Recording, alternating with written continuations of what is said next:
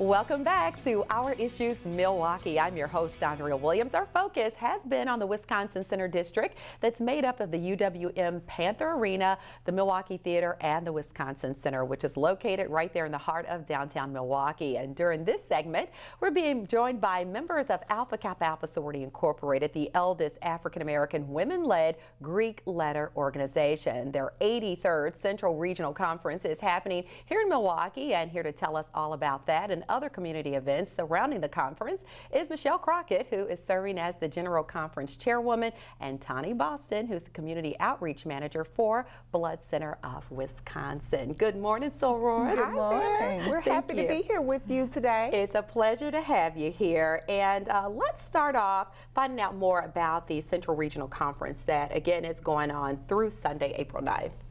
Well, the 83rd Central Regional Conference started last week, and we've had a wonderful 3 days of serving the community. We've also had informative meetings, trainings, and workshops.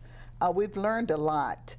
We had a few community service projects, and one of those was Feeding America, where we worked as members, completing pantry bags that will be distributed to pantries throughout the Milwaukee community. We were so excited to be able to help make a difference in this community. We have a second community service project, which is the Blood Center, partnership with the BloodCenter of Wisconsin. And today we have a blood drive, which takes place from 9 to 2 o'clock at the Wisconsin Center on 4th and Wisconsin. And our third community partner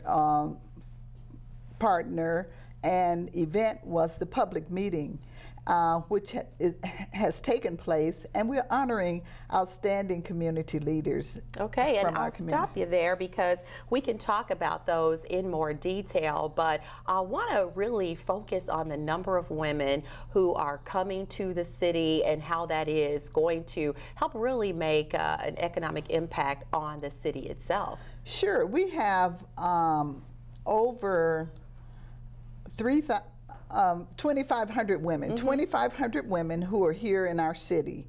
We're so excited. They're from 8 different states. We have our graduate members and undergraduate members, and we were excited that Milwaukee was chosen to be one of the cities to honor this year with the 83rd Central Regional Conference. Members have participated in the various workshops, as I said earlier, various trainings which they will take back to their respective cities. So it's been exciting for us. And Tonnie, speaking of the cities where these ladies are coming from, where are a few of those? So we're spanning all the way from South Dakota and North Dakota to Kentucky. And you smile because that's where I'm from, of course. Absolutely. And so, you know, we're sprinkled about a few states within that span of distance. So we're all over the place. Illinois, Indiana, there's Minnesota, Missouri, absolutely. Just like across this whole region, and they're all going to be here in Milwaukee, painting the city pink and green. In the last segment, we talked about how tourism and events like this conference help make a difference with the economy, and it was mentioned that this event alone will help generate $2.4 million. That's major. Absolutely. Yeah, I love the whole win-win scenario that goes along with that. And the conference is also a special homecoming for Milwaukee's own Dr. Dorothy Buchanan Wilson, who serves as the international president of AKA. Am I correct? She's in her 3rd year of her 4-year term. It's the 3rd year. And she's leading 993 chapters and 290,000 members worldwide. So that's a pretty big deal. And so she is Milwaukee's own. She's and Milwaukee's that own. makes this even more special, right? Yes. It is. We're so proud of her and her efforts to help us make this city known throughout the world because it's international sorority. Yes. She has made a difference everywhere, and we are very, very proud.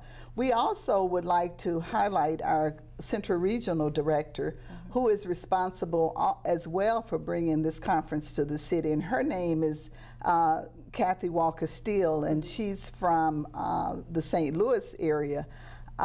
We are very happy to welcome her to our city. We're so very proud to implement her service projects and to make this conference a success. Yes, and speaking of service projects, as part of this celebration, you did mention a little earlier that the AKAs just held a public event honoring local leaders who serve our community, dealing with those targets that are put in place by the current international president, which includes education, health, and the strengthening of families. And so who were some of the community leaders that you honored during that event? Some of the leaders were Ralph Holman, the former CEO and president of the Milwaukee Urban League, MacArthur Weddle, the president and CEO of Northcott Neighborhood House.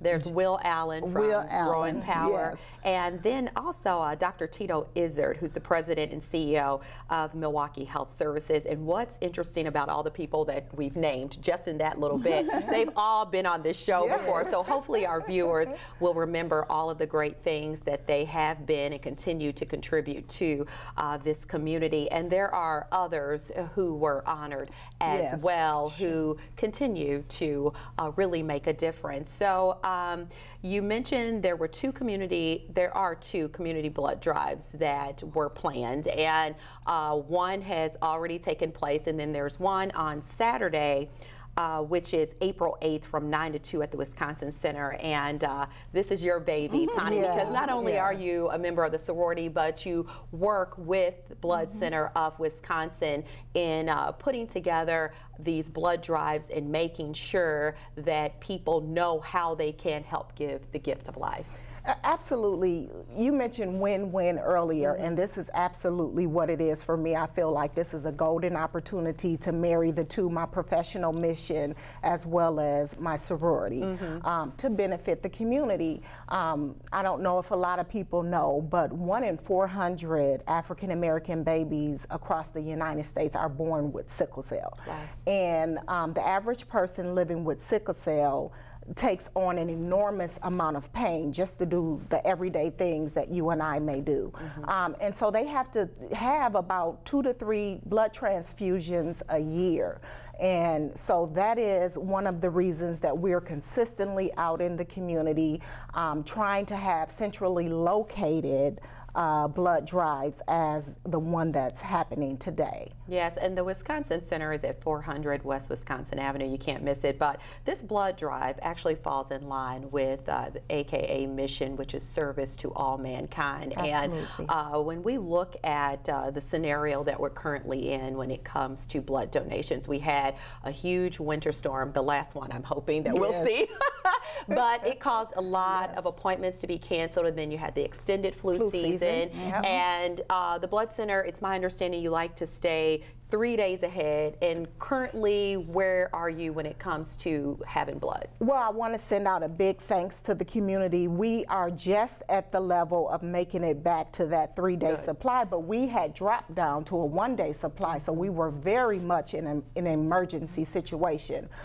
So we're hoping with the AKA drive that, you know, people will come out and this will help really put us on solid ground with that 3-day supply level. Okay, and we don't get too excited because you're right back there, because it can easily drop back down. We're going into the summer months. People are more active, which makes them more prone to accidents when we talk about bike riding and things of that nature. And like you said, it's important to keep that level up, because there are people who not only have emergency situations, but also individuals who need those blood transfusions just to survive on a daily basis. That's correct. And this drive is also going to promote organ and tissue donations as well. That's correct. One of my big projects this summer is getting out and about in the faith-based community and just the African American communities as a whole, to really talk about the importance importance of